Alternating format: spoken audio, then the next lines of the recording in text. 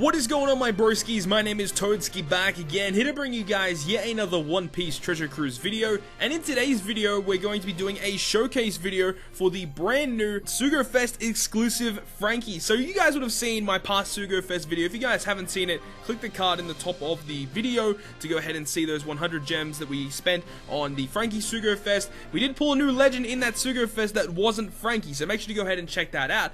But yesterday I ended up doing that third multi-pull in the Sugo Fest, and we ended up getting Legend FRANKY on the 11th post. If you guys haven't seen the community tab on YouTube, I actually posted a photo of that, so you guys can go ahead and check that out there. You can see the other units that I pulled in the multi. I actually pulled 2 additional legends along with FRANKY in that multiple, so if you want to go see that, make sure to go and click the community tab on my channel to go ahead and have a look at that. But anyways, in this video we're going to be taking on 4 different dungeons utilizing Legend FRANKY just to showcase what he can kind of do. Obviously, he's going to be a trusty character in the treasure map versus Ace. He is now confirmed to be a 1.5 times point booster in the treasure map, which is pretty goddamn good for a new legend. And in this video, we're going to be showcasing how good he is, and we're going to be just going over really quickly what he does. I have already made a separate video as well as to what this character does in major detail, so if you want to go ahead and check the major detail video, I'll put that card up in the top of the video, so you go ahead and check that out as well. But let's go ahead and get straight into it. So his captain ability will go ahead and state that if there are only fighters, slashers, strikers, or shooters in your crew, then he will boost all crew's attack by 3 times and 1.3 times HP. That means that if one of your crew members are not one of these 4 classes or don't contain one of these 4 classes, he will not boost anyone and you will not get his captain action. So your entire crew is restricted to these 4 classes in particular. Now, he does have a captain action, of course, and that is the docking system. So when you go ahead and activate it, he will change his captain ability so it is a 4 times boost to all characters with the 1.3 times HP boost, of course. He also reduces damage taken by 38%, and it makes it so that your crew members cannot be blown away. And then there are also additional effects that go into, depending on what kind of character you attack with, there are different abilities that will activate in your attacking turn. And as I mentioned, guys, if you want to go ahead and see in full detail how that actually works, go ahead and click that card up in the top of the video there to go ahead and have the full detail of this character. So yeah, he's a pretty interesting captain. He isn't amazing and he isn't top tier in my personal opinion, but in terms of how much fun you have playing him, he's actually pretty fun to use. And I actually found that out myself personally, just using this character in the 4 dungeons that you guys are going to see. He's actually pretty surprising, but one thing that is a big downside, I'll actually discuss it in the actual clips where we're running through the dungeon a little bit more, but he definitely has a couple of downsides that I really dislike about this character. So his special ability maxes at 15 turns, and what it does, it will go ahead and reduce all enemies' HP by 10%, and it will go ahead and change all non-matching orbs, including block orbs, randomly, and it will also go ahead and double the attack of fighters, slashers, strikers, and shooter characters for 1 turn. So that's really powerful, as he is his own crew's 2 times attack booster, which is fantastic, especially if you are running double FRANKY. That's 2 turns of a 2 times attack boost for your entire crew. And as I mentioned in the other breakdown video of this character, that's one of the best things about him, is the fact that he is a rainbow captain, and one of the big problems with rainbow captains is getting a type booster, because most type boosters in the game are either color or class related, and having this guy be a universal booster for his own crew is fantastic, and we're going to make full use of this in the actual breakdowns of the actual dungeons when we go through it. And just to go through really quickly, he does have 3 potential abilities. One is strength damage reduction, maxing at 5% taken. His second one is recovery bind resistance, he reduces it by 7 turns, and his last one is barrier penetration or barrier pierce, and that will completely ignore barriers with his normal attacks at level 5. And this is actually pretty important, because when you use his docking mode and you attack with different characters, his attacks will actually bypass barriers, which is pretty goddamn awesome. So that means that if you have a full enemy squad with all barriers, you can make the FRANKY's normal attacks just bypass the barriers, and it is pretty goddamn cool when it actually works in action. So anyways, guys, now that we've broken down this character really quick, let's go ahead and go through each of these dungeons with Legend FRANKY. So now we're going to be moving on to the section of the video where we are going to be running through certain pieces of content. The first one that you guys are going to be seeing is going to be against Raid Tesoro. Raid Tesoro honestly is like pretty easy to beat the 60 stamina version. We're not running the 40 stamina, which is still guaranteed drop. We're only running the 60 stamina. And one thing I was, contemplating with this team was, with stage 3, you have to encounter Karina, and Karina gives you a 1.2 times orb and attack boost for your crew. So I was contemplating whether or not I wanted to bring a unit to remove that so I could apply my own boost, but I just kind of thought that, that I don't really need to do it. Might as well just go ahead and, roll with it and see how we go in the same fight. And honestly, you don't really need to get rid of it. You can get rid of it if you want to with characters like the Strength Rare Recruit Bon Clay or Treasure Mode or Legend Cavendish. Either of those units can work to remove these buffs, but it doesn't really fit with this team, honestly. Like, there's no real need to bring them. Might as well just bring other units like a conditional boost against Tesoro to be able to beat him relatively easily. So against some of the easier content, it's pretty straightforward. So we're going to be facing Tesoro here, and the next clip is going to be against Raid Shiki, which is a little bit more tricky. So I'll see you guys once we reach Raid Shiki.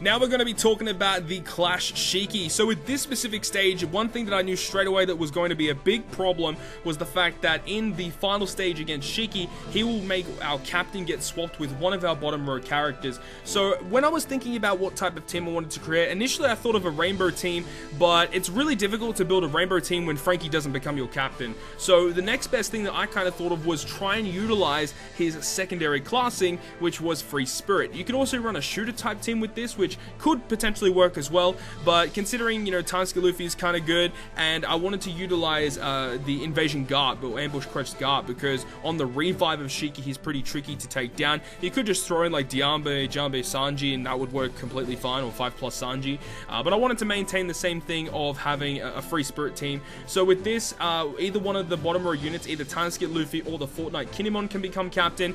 It is super duper ideal if Tansuke Luffy becomes the captain, but it's not impossible if he doesn't. In this specific clip here, you'll see that actually the Kinemon is the captain, which I believe is a 2.25 times attack booster. So even with just all the abilities active that we have, we are still able to take down Shiki with just enough damage output to do so, with all of the special damage that we have. So you got Kinemon for the orb boost, and you have Franky for the type boost, and we've got everything ready to go. Orbs is the big problem on Franky teams, and the thing about Franky teams is on the more difficult content, I would highly suggest having Legend Shirahoshi as a sub-unit, as she will just automatically give you a full board of orbs, as well as fully healing your crew. So Legend Shirahoshi, you're going to be seeing in the 2 Coliseum stages that we're about to take on. She is immensely useful for those fights. So I'll see you guys against Coliseum Zephyr.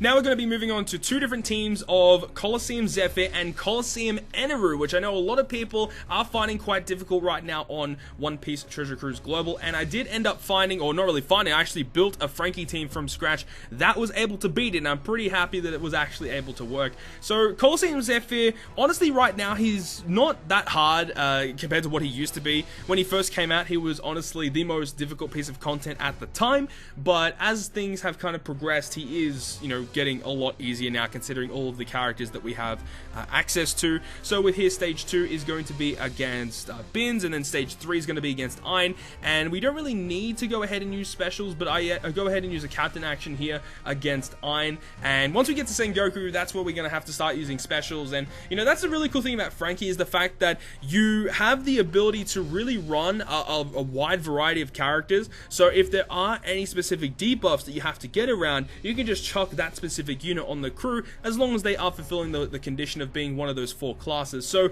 with the stage 4 Sengoku, he has a defensive buff, so this is why we bring along the quick rare recruit Diamante, who enables us to remove that buff, and then he also gives our entire right column's colored orbs into matching. So that's really nice that we can go ahead and do that, get us some matching orbs and remove the debuff.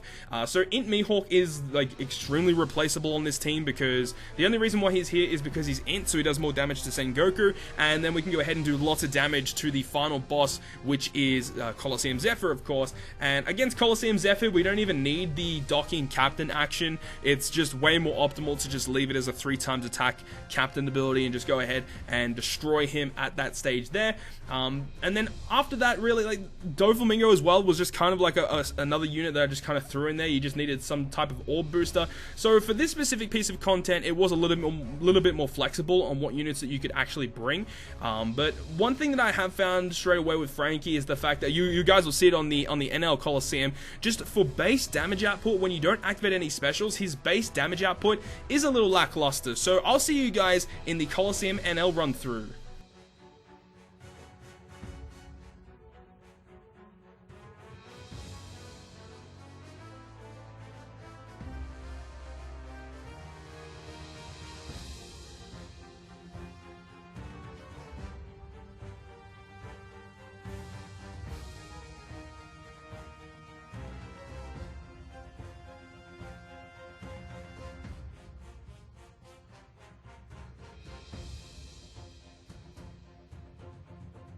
So now we're moving on to the final dungeon of the video, which is going to be against Coliseum Eneru. Now, as I mentioned a little bit before, just before we got to this clip, Franky's base damage output is a little lackluster in comparison to legends that I've used, previously, being, V2 Fuji, or characters like V2 Doflamingo, or Lucy, or even Judge to a certain extent, depending on the team that you're running. Just his base damage output is so lackluster compared to some of the more recent legends, and that's why I personally don't like this character all that much. Yes, he is a rainbow captain, and yes, you do get a lot of flexibility from that, and he also is his crew's type booster as well, so there are lots of things going his way, but I guess they kind of, give him a little bit of a drawback in the fact that, 3x base multiplier is kind of lackluster in the fact that when you do use the captain action, a lot of your characters are dealing less damage overall, because, if they're a striker, they're only doing half damage. If they're a slasher, they're doing less damage. Don't really know the full multiplier of slashers. If they're a shooter, they're only doing 0.75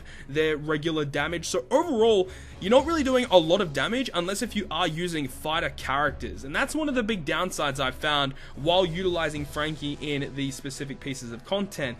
And it's part of the reason why I personally don't like him, but there are going to be a lot of good legends coming out soon where you can go ahead and use Franky as a captain, and then using a different friend captain to make Franky kind of like a leech legend, and he does work a lot better in that certain circumstance. You can use Franky captain with a friend Lucy, or you can use it with a friend Katakuri eventually when we get him, or the new Gear 4, which is honestly one of the best units in the game right now on Japan, or currently is the best unit on Japan right now, and he partners really well with this legend Franky. So we just have to wait a little bit longer before Franky, kind of gets a little bit more catapulted, but as of right now, he's just a pretty cool legend, and I definitely do not doubt the fact that Franky is a very fun legend to use, as we mentioned previously. Lots of versatility, so you can run kind of all these really weird, wacky units that you don't usually use. Like on this team here, I'm bringing Raid Rayleigh just because he's a universal type booster, good to use on one of the mob stages. Shirahoshi obviously for orbs. We've got Sanji here, who you can use as a damage reducer, but we're mainly using him as an orb booster for this crew. Also being strength is quite useful against the Wiper mini boss right here. Violet is here to go ahead and reduce paralysis, but she also adds 0.5 to the chain multiplier. This Violet is extremely useful, so if you guys have this character, do not doubt this character. She's very, very powerful on certain teams. So overall, that has been my showcase video for the brand new Sugo Fest exclusive Franky. If you guys have Franky, let me know your thoughts and opinions on this legend character. I'd love to know what you guys think about him. But I hope you guys have enjoyed this video, and if you guys have enjoyed the video, make sure to go ahead and smack the like button down below. And if you want to stay up to date with all of the content I post on my channel, including more One Piece Treasure Cruise content, make sure to hit the subscribe button down below. But on that, guys, I'll see you guys within the next video.